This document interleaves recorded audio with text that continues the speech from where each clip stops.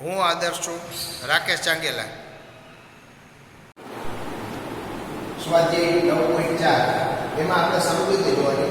દ્વિપદીનો દ્વિપદી સાથે ગુણાકાર અને દ્વિપદીનો ત્રિપદી સાથે ગુણાકાર. તો એના માટે આપણે વાત કરી હતી અગાઉ. તો એમાં આપણે ઉદાહરણ લઈએ. ઉદાહરણ સમજી લઈએ કે a + b એક પેલી દ્વિપદી c + b. આ બે દ્વિપદી છે એનો ગુણાકાર એટલે કોઈ પણ આમાં બધા માટે સખત નિયમ લાગુ પડશે. કોઈ પણ એક બહુપદી હોય કાઉન્સ વાળી તો એમાં નિયમ શું લાગુ પડે? એક કાઉન્સને ખોલવાનો, એક કાઉન્સ એમનો જ રાખવાનો. એક કાઉન્સને ખોલી એના દરેક પદનો ગુણાકાર બીજા કાઉન્સ સાથે કરવાનો. આપણે પહેલા કાઉન્સને ખોલવો છે તો પહેલા કાઉન્સનું પહેલું પદ આ a છે, એનો ગુણાકાર આખા આ દ્વિપદી સાથે કરવાનો અને b નો ગુણાકાર એ આખી દ્વિપદી સાથે કરવાનો. બીજા પદ વખતે આ જે વત્તાની નિશાની છે એને ધ્યાનમાં લેવાની. બરોબર? આના માટે આપણે કરશું તો આ a કાઉન્સમાં એને ગુણાકારની નિશાની જરૂર નથી, મૂકી દે c + b વત્તા b ગુણ્યા c + d. તો a આ પહેલું પદ લીધું એને ગુણ્યા આખું કાઉન્સ થી આખું કાઉન્સ. પછી નિશાની સાથે બીજું પદ લેવાનું તો આ ઓછા હોય તો ઓછા આવી જશે. આ વત્તા છે તો વત્તા લીધા b એટલે આખું કાઉન્સ. બરોબર? પછી એક પદનો ત્રિપદી સાથે ગુણાકાર કરતા એ રીતે આપણે કરવાનું છે.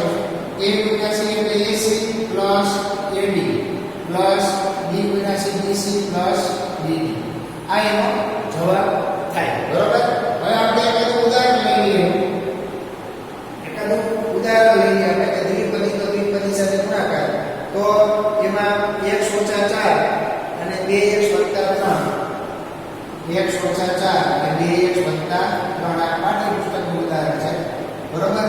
તો આપણે x નો ગુણાકાર આખા કાઉન્સ સાથે કરીએ તો x 2x + 3 - 4 તો ઓછા છે તો ઓછા આવે 2x + 3. તો આના માટે x ગુણ્યા 2x એટલે કેટલા થાય? તો કે 2 ગુણ્યા 1 એટલે 2 એટલે અચળ પદનો કરી દઈશું ગુણાકાર. 2 ગુણ્યા 1 1 ગુણ્યા 1 x1 + 3x ઓછા 4 ગુણ્યા 2 એટલે 8x ઓછા વત્તા ઓછા 4 તેરી 12. તો આમાં સજાતીય પદ એવા. આમાં સજાતીય પદ દોસ્તો તો અહીંયા આપણે દાખલો રોકાઈ પૂરો થઈ ગયો. આમાં સજાતીય પદ છે 8x અને 3x. તો એના માટે શું કરવાનું? 2x 8 માંથી 3 દે તો 5 ઓછા 12. આવી રીતે આપણે દ્વિપદીનો દ્વિપદી સાથે ગુણાકાર કરશું. બરોબર?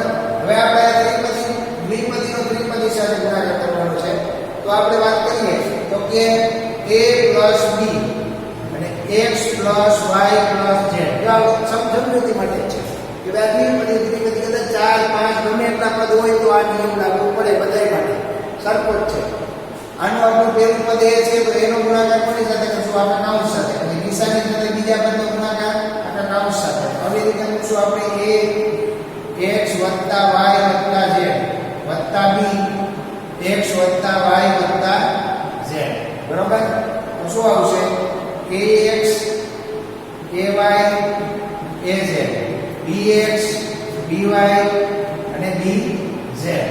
આમાં સજાતીય પદ ક્યાંય નથી. આપણે અલગ અલગ ચલ લીધા છે એટલા માટે. ચલ સરખા હોય તો સજાતીય પદ આવશે અને સજાતીય પદ આવે તો એનો સરવાળો બાદબાકી કરવો જરૂરી છે. બરોબર?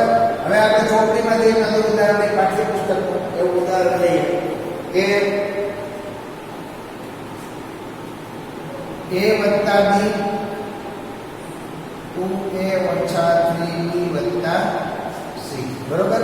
હવે આ જે છે ઉદાહરણ એની વાત કરીએ તો આપણે નિયમ પ્રમાણે a નો ગુણાકાર આખા કાઉન્સ સાથે આપી દીધેલા 2a - 3b + c વત્તા b 2a - 3b + c. a ગુણ્યા 2a એટલે 2a નો વર્ગ ઓછા 3ab. જો a b આ ક્રમમાં લખો એટલે જેટલા ક્રમમાં લખશો ગમે ત્યારે બીજગણિત દાખલામાં તો કામ કરવામાં સરળતા રહેશે. બરોબર? ગુણાકારમાં ક્રમનો નિયમ છે ગમે તે બની શકે. a ગુણ્યા c એટલે ac વત્તા 2ab ઓછા ઓછા વત્તા ઓછા 3 * 3 અને b ગુણ્યા b એટલે b નો વર્ગ પછી વત્તા bc. હવે આપણું કામ ચાલુ થાય છે. સજાતીય પદ ક્યાં છે?